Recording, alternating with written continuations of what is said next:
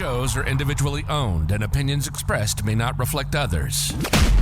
Welcome to the Edventures in Tech podcast, talking the latest tips and trends in educational technology to innovate and engage your students. Here are your hosts, Andrew and Dan.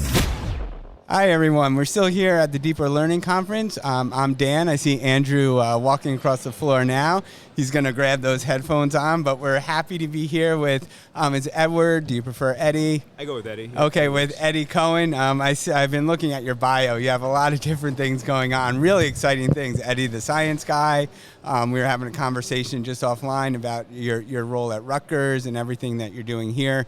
So we're really excited to have the opportunity to speak with you. I know you're giving some sessions here, which are near and dear to Andrew and my heart with project-based learning and with design thinking. So just to start us off, Eddie, if you can just introduce yourself and give us a quick background of what you're all about. Sure. So I'm Eddie Cohen. Right now I'm the Associate Director of the Center for Math, Science, Computer Education, big name at Rutgers. It was before STEM was existed. Right. 1984 we started, so we need a new name. But we basically do everything to support teachers in the STEM world. As a teacher, I taught middle school science, then I was a vice principal, I was a science supervisor in a public school setting, and I moved to higher ed to kind of support teachers. Problem-based learning is one of my favorite things to work with teachers. You have project-based learning, problem-based learning, challenge-based learning. In my opinion, if you're doing something well of one of those versions, we're happy. There's some new research out from Lucas Foundation with AP, and if you teach problem-based learning and a project-based learning approach for AP classes, you actually go up 8% in the first year and 10% in year two. And as a former K-12 science supervisor in a very affluent district, AP scores were a big deal.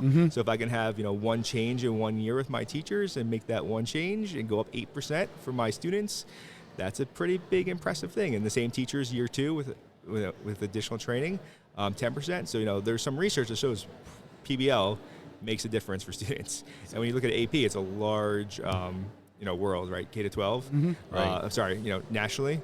All these students taking it, so it's a nice kind of measuring stick to talk about versus individual PBL units kind of in individual classes. So I just see hearing you bring up PBL. So you're making a distinction here between project-based learning and problem-based learning. Can you elaborate on that a little bit more? Sure. We just did a couple slides on that upstairs. But looking at what is the problem? So what's driving you? So let's use climate change, for example, because it's one of my favorite examples because it's a huge issue in the world, and it goes across all different subject areas. So, is the problem with climate change, we're looking at energy usage. Are we using more energy? How do you define the problem? Is it the teacher defining the problem for kids to work on and find solutions? Is it students picking their own problem based on a whole kind of narrative of backgrounds and issues? If we look at electric vehicles, for example, is the problem how to get from point A to point B, transportation? Is the problem lack of infrastructure? What is the actual problem we want to solve with using electric vehicles as a solution? Or maybe that's not the solution. Maybe it is, a hybrid solution. But, the real problem is people need to move from point A to point B. Right. And how do we get them there in the most efficient, safest manner?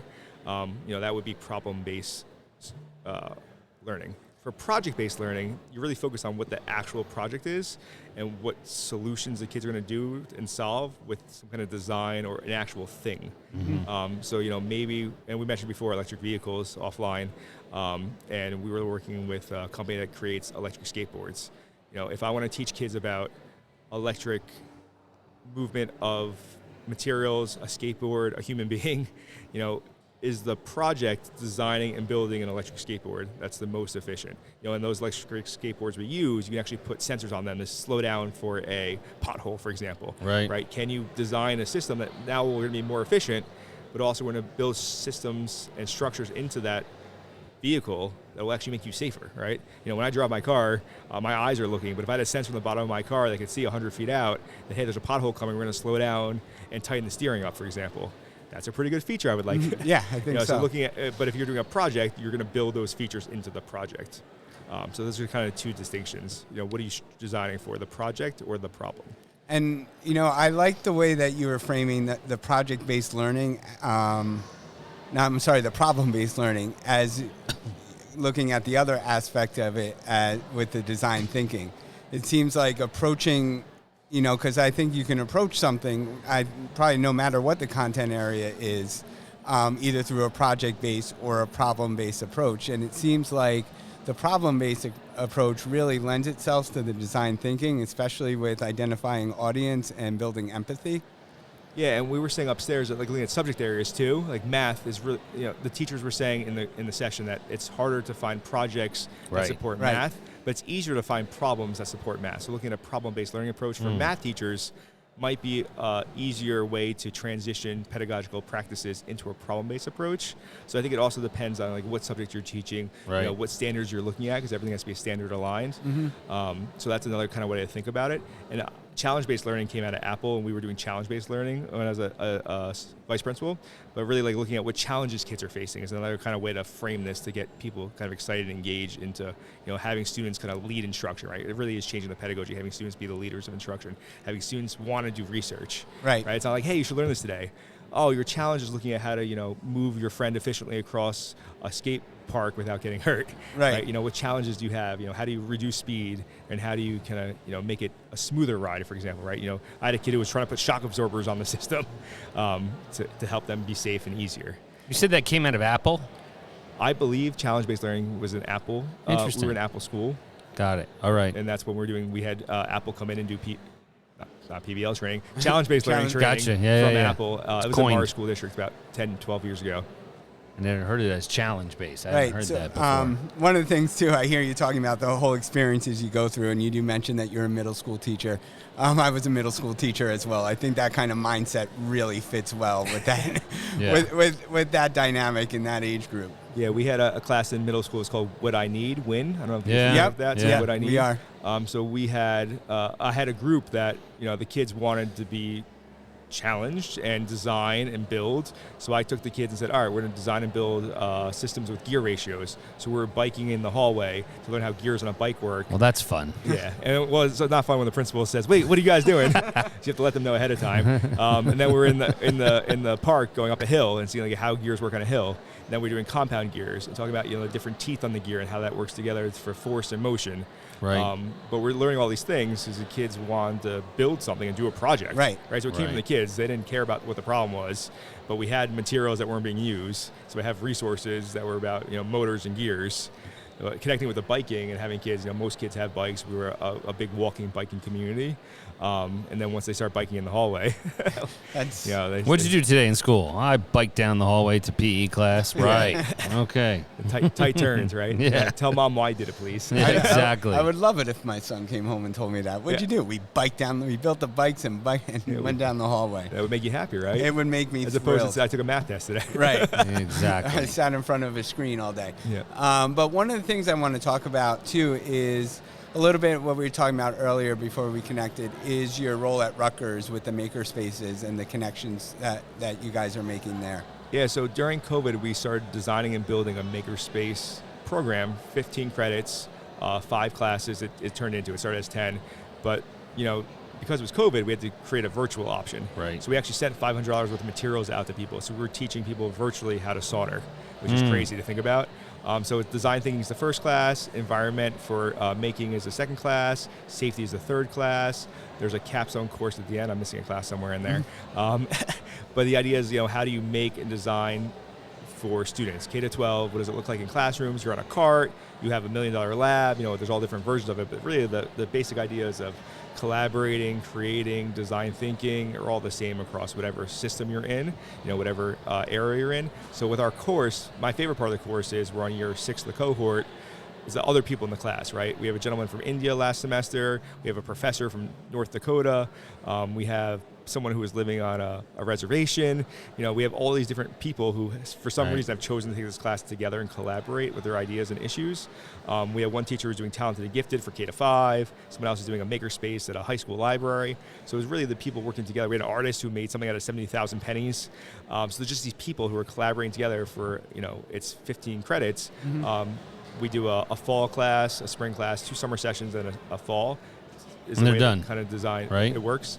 And they're working together virtually, and you can come in person if you want to the lab. The idea is that you have access to some kind of makerspace environment lab, and you video yourself from a safe standpoint, and we teach you how to use tools and be efficient. I don't know if you all know, one of the most dangerous tools in a makerspace is not those big fancy saws. It's actually a hot glue gun. I And you I have- don't doubt it. Yeah, and you have low and high heat hot glue guns. So, a low heat will still burn you, but it won't burn you as much as a high heat. I have one upstairs right now warmed up for Watch the out. second part of our lab today. But those are the kind of things we do with our Makerspace program, and it's been around for a while. But it's really designed to support educators, informal and formal educators, who want to learn and build safely in a makerspace environment, and looking at the design thinking and looking at problem-based learning. But it's really kind of designed to your needs and what you want, which is kind of cool. And then you get a mentor for the capstone course.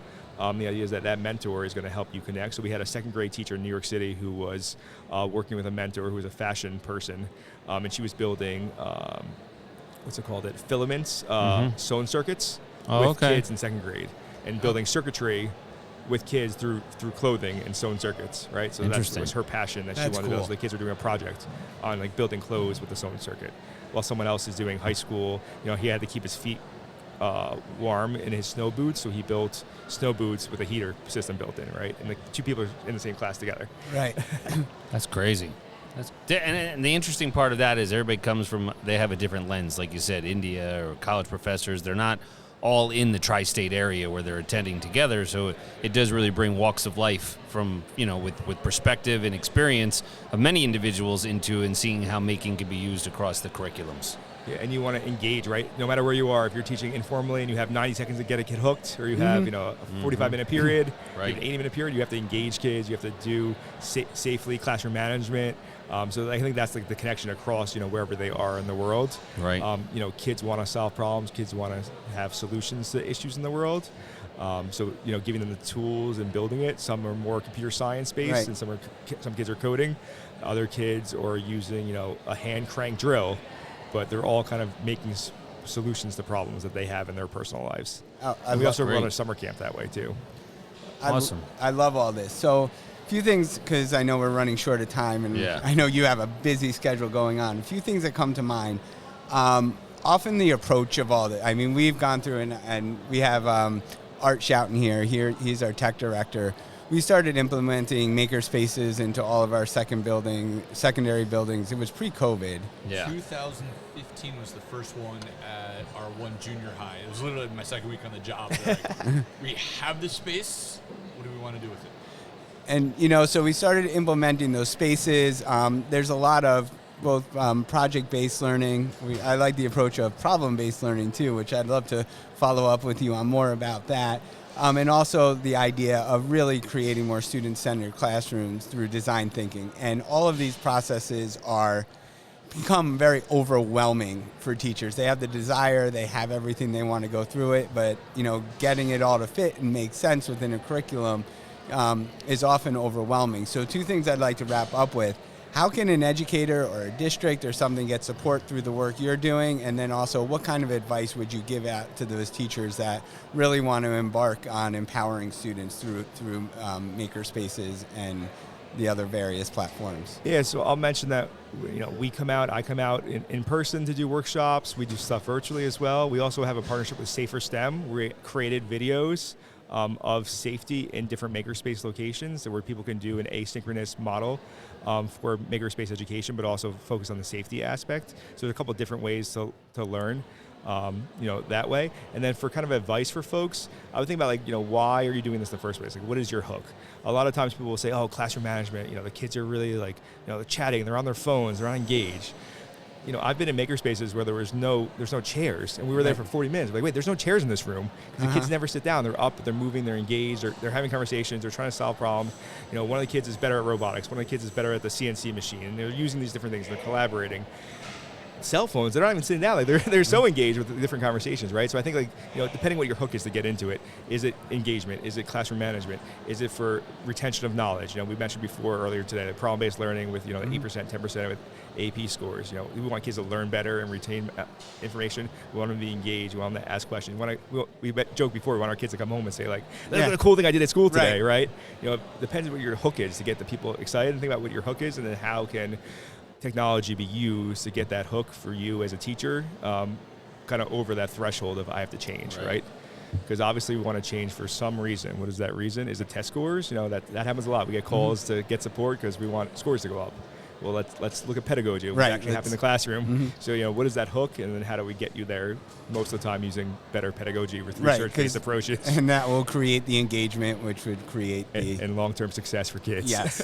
Awesome. Well, thank you so much, Eddie, for joining us. Thank you. And Thank we you. really appreciate your time and looking forward to connecting again. All right, thank you so much, everyone. All right, be good. All right, thank you. All right, we're back. Deeper Learning New York Conference, day 1. Andrew and Dan here for the Adventures in Tech podcast. We're rapid-firing guests as quickly as possible. I'm getting out of breath very quickly with all of this, but we have Meredith and Aisha here. Welcome to the show. Hi. Hello. So why don't you guys start off by letting our audience know a little bit about your guys' backgrounds, share your role in education, and then we can talk about the tech component. Great. My name is Aisha Bain. I have spent different lifetimes working in over 20 countries with young people and setting up first would be education systems and spaces after emergencies, so war disaster zones. And that really shifted to work in the U.S. in terms of just elevating the voices and visions of people experiencing injustice and young people who really own and author the future. So Wow. All right, I'm done. I'd like to just spend the next 4 hours talking about every experience that you've had. Wow. That's powerful. All right, top that. I can't, but I can come close. Yes, you can. My name is Meredith Hutchison. I am an artist and futurist. I've spent the last 20 years working in like 17 countries. Wow. And across the U.S. Working really at the intersections of collaborative media with young people and the future. So supporting our youth to build the skills and cultivate the radical imagination they need to think about multiple futures, and then to collectively create professional media to show people what those futures look like and bring them along, mobilize them, inspire them. I'd say that's pretty close. Yes. Thanks. I'll give you that. I will give you you that. can see why we work together, right? Yeah. Absolutely. Well, Absolutely. that would be my next question. What brought you guys together, and then what brings you guys here? Uh-oh, this sounds like a good story. Tell the story. Story? Tell a story. Okay, so I just graduated from grad school with a master's in economics, and literally the day I graduated, was like, oh, this sucks. I do not want to do this. So, long story kind of short, I created this program called Vision Not Victim, which supports young people to create images of themselves in the future, especially in contexts where young people are not allowed to center themselves in their own lives and their own futures. And so I was pitching this to lots of nonprofits, lots of organizations, because really wanted to do it right, do it with people that were already grounded in different communities across the globe. And I had a meeting scheduled with Aisha in Washington, D.C., and I put on my suit. It was going to be as professional as I could be. I put on my stiletto heels. I was walking across the street from her office, and I don't know what happened, but suddenly I saw my feet in front of me, and I was on the ground. Like, people ran up to me and were like, oh my God, are you okay? Did you break a heel? No, I don't know what happened. Okay. I'm not adept at walking in high heels, but Me neither, Well, just you, for the record. you see this. This is my trademark right here. No balance. I fall all the time. I can empathize for sure. But I dusted myself off, went up to Aisha's office. She opened the door and was barefoot, and I was like, "Oh man, you are my people." And then we've been working on that project, Vision Not Victim, ever since, as well as lots of other time travel work with you. Usually barefoot. Usually barefoot. All right. That works. So, looking at, hearing both of your backgrounds and your vision moving forward, what space do you guys have in the educational sphere now? Like, where do you approach? You work with individual teachers? Do you work with districts? Are you working throughout the world? Where do you guys fit in? Absolutely, all of the above. So with districts, with classrooms, with teachers, with educational institutions, right, with community-based groups that support young people in any kind of way, right? And I think we were excited for your podcast because we were thinking about, well, what does technology mean, right? Mm-hmm. And so one understanding of technology would certainly be the application of knowledge towards a set goal or a practical goal. But another way we talk about it is that it's any tool or system that advances, right, human capability or capacity, if you will. Right. And so in that sense, we work in time travel. And time travel, we would say, is a cognitive, cultural, and relational technology that is powered by imagination, connection, and truth. Wow. Should we dive in more? Yes, please. Would you like a little more? Yes. Let's go deeper. Let's do it. All right. So cultural, and jump in, Meredith, because we talk about this all the time. So cultural, in one sense, most literally, you are elevating, exploring cultures from around the world, right, across time and across our classroom. Through this game that we have a time travel game called The Bridge. Sorry, we should have said that sooner. We have a time travel game called The Bridge. Here we go. And then so through this game, right, one is about culture. So one is you're experiencing culture just through the game itself, across your classroom, across time. Another thing I would add is that we all know in any revolution, fascist regime, call it, they come from the academics and the artists first. Why? Right? Artists have the power to translate everything we understand about ourselves in the world is through story, through art, through imagery. Right? Everything we eat, even like why do we eat chicken? Not because we understand how much ATP our cells convert from available energy. We understand that someone said, hey, this is how human beings survive. This is what we need. Someone created a food pyramid. Like here's a visual story of what we eat. Right? Everything we do. Politicians certainly know how to deploy story in every single way. Right? It's through story. And so that is one of the reasons why this cultural technology is critically important. Anything you want to add to that? In terms of... We'll just keep flowing, and then just please, okay. And then so cultural, relational. We have seen and experienced how our young people and childhood has shifted, right, in dramatic ways. And childhood has been rewritten, and their brains are being rewired, right, in ways that are drastically different than ours. Yep. And so hopelessness is off the chart, loneliness is off the chart, ways for them just to talk to each other, to sit down without a device is becoming further and further understood, and young people are less capable of doing that. So connection, relational. If we don't know how to talk to one another, if we don't know how to listen to one another, if we don't know how to argue, we don't know how to have a society that functions. It's fair. Right? So relational, building relationships. So this game provides structured and semi-structured ways to get to know each other, to have a conversation, and to dive in. And young people loved it and named that specifically as why this was interesting to them, rather than sitting down and just saying, oh God, what do we do? Right. Right. Can I add? And I think there's something that we've heard from young people as well around the questions of the game are deep and profound and difficult and challenging in a really beautiful way.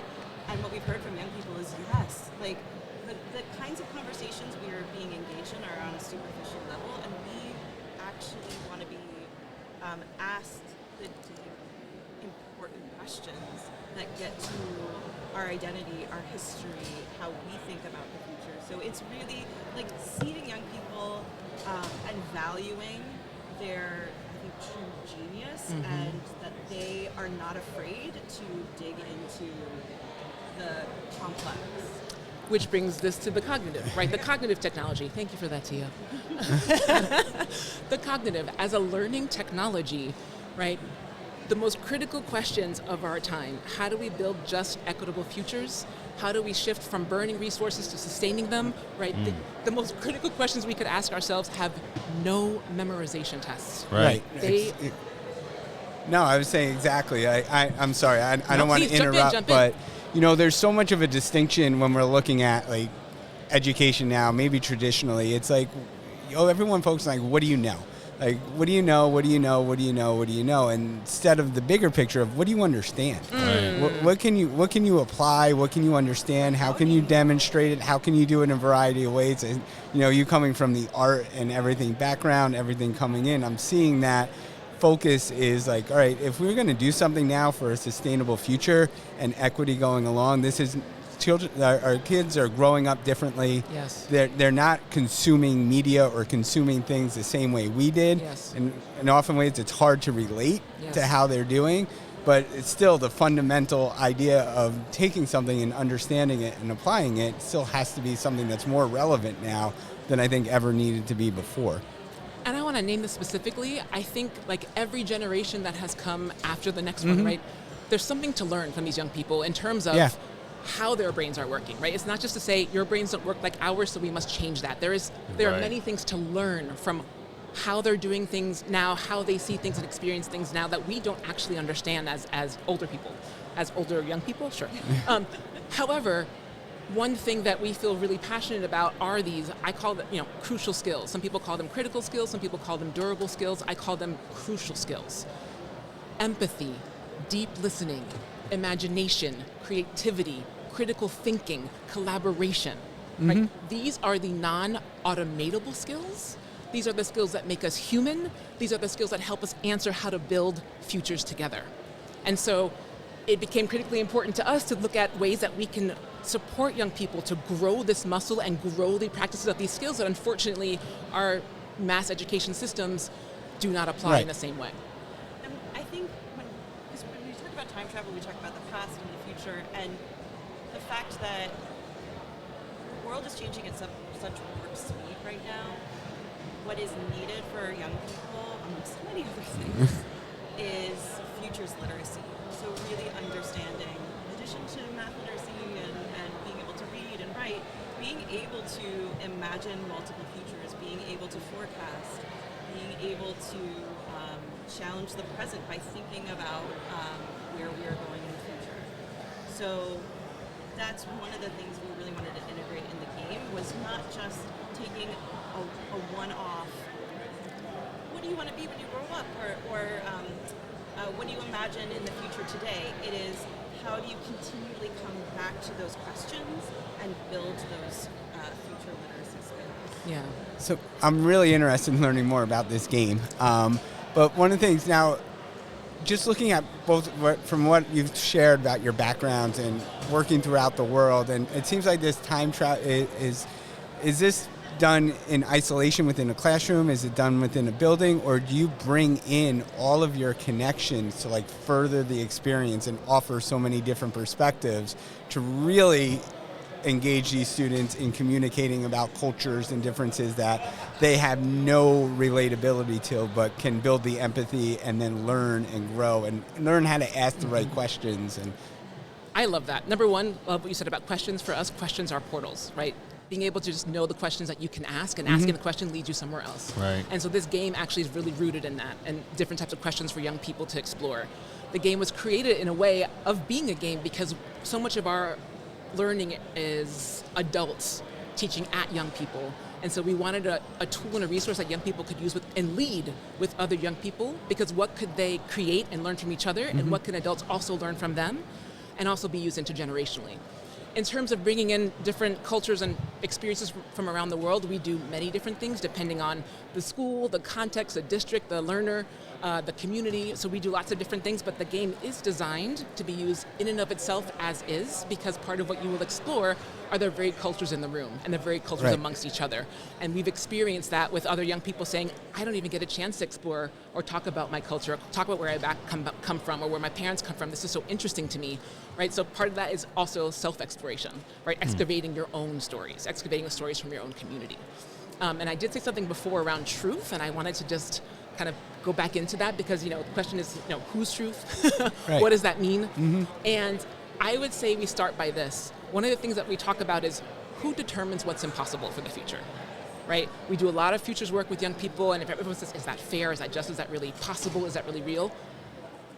We live in impossibility all around us, every day, right? Nobody imagined that people could fly like birds one day and cross the world. Right. I sit in front of you today because someone imagined black people could be free in this country, right?